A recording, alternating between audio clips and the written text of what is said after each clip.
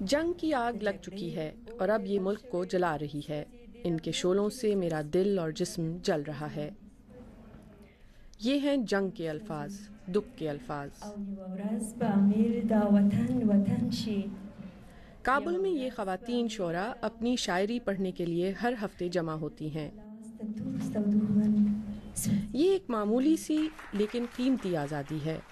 کچھ اس میں صرف ٹیلی فون کے ذریعے حصہ لے سکتی ہیں کیونکہ انہیں اپنے خاندان کے عتاب کا خطرہ ہے. وہ چھپ کے لکھتی ہیں. آج یہ کال ایک طالبہ نے کابل کے باہر سے کی ہے. ہر خاتون نے یہاں آنے کے لیے مزاحمت کی ہے، خود کو سنے جانے کے حق کے لیے. یہ کہہ رہی ہیں شاعری کرنا کوئی جرم نہیں. آپ سچے اور مقدس الفاظ کا انتخاب کر کے انہیں اپنے جذبات کے اظہار کے لیے استعمال کرتے ہیں. یہ جرم نہیں ہے.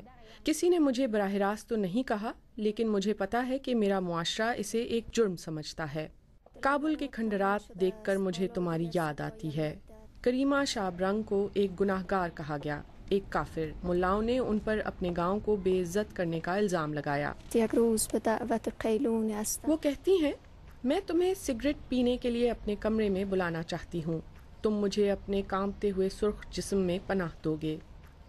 انہیں شمالی افغانستان میں اپنا گھر چھوڑنا پڑا. وہ اب کابل میں اپنے بھائیوں کے ساتھ رہتی ہیں. وہ بتا رہی ہیں کہ کچھ لوگ ہیں جو سختی سے میری شاعری کی مخالفت کرتے ہیں. وہ مجھ سے چھٹکارا حاصل کرنا چاہتے ہیں. افغان تاریخ کے اس موقع پر وہاں کی یہ خواتین اپنی تاریخ خود لکھنا چاہ رہی ہیں.